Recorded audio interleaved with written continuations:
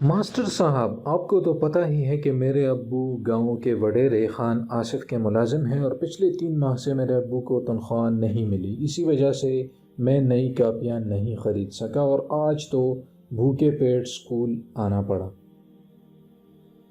مدثر میاں، آج آپ نے پھر گھر کا کام نہیں کیا؟ مدثر اپنی جگہ پر کھڑا ہو گیا اور مؤدبانہ انداز میں کہا۔ یہ ماسٹر صاحب، آپ کو تو پتہ ہی ہے کہ میرے ابو گاؤں کے وڈیرے خان آصف کے ملازم ہیں اور پچھلے 3 ماہ سے میرے ابو کو تنخواہ نہیں ملی۔ اسی وجہ سے میں نے نئی کاپیاں نہیں خرید سکا اور آج تو بھوکے پیٹ اسکول آنا پڑا۔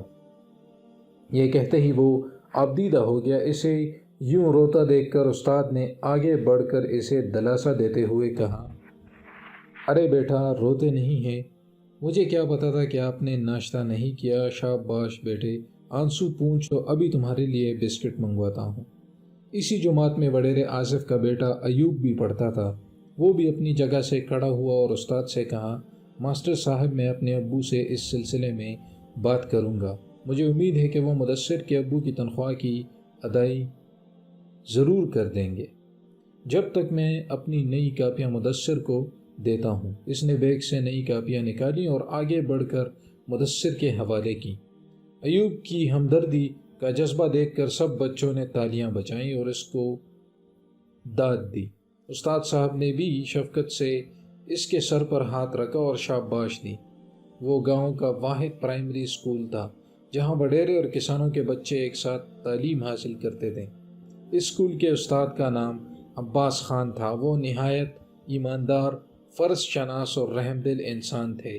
دوسرے دن مدثر کافی خوش نظر آ رہا تھا۔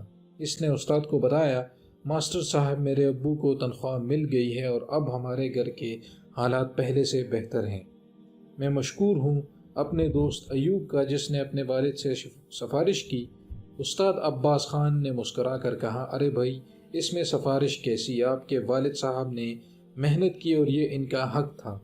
آج سے ہر بچہ یہ عہد کرے کہ وہ سخت سے سخت محنت کرے گا اور علم کی طاقت سے اپنی حالات کا مقابلہ کرے گا اور بڑا ہو کر ایک ایماندار اور سچے پاکستانی ہونے کا ثبوت دے گا۔ بہت سا وقت گزر گیا۔ اس اسکول کے بچے ایک دوسرے سے جدا ہو کر آج بڑے بڑے عہدوں پر تعینات تھے۔ کوئی افسر بن گیا، کوئی باہر چلا گیا تو کوئی استاد۔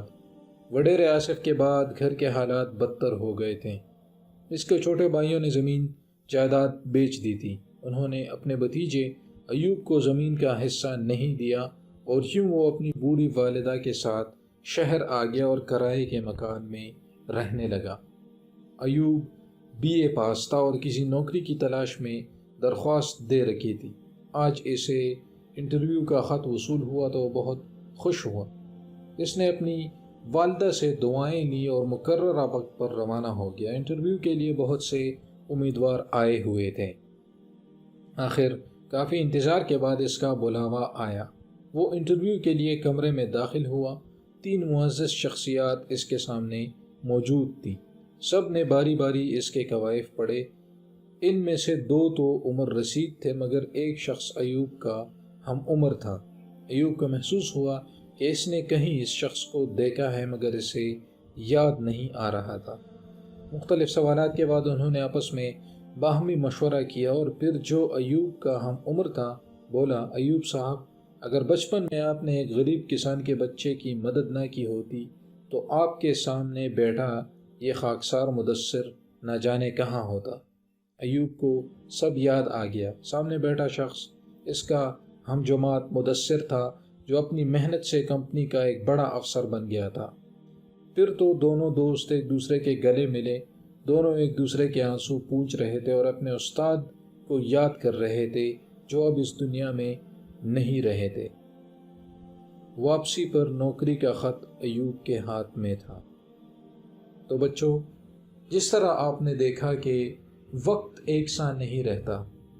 اگر آپ آج ایک اچھی جگہ پر ہیں تو کل کو خدا نخواستہ آپ پر برے حالات بھی آ سکتے ہیں۔ تو اس لیے ایک سٹیبلٹی رکھنا اور اپنے مزاج میں ایک عاجزی رکھنا نہ بھولیں، کیونکہ یہ دنیا اور آخرت کی کامیابی کا سبب ہیں۔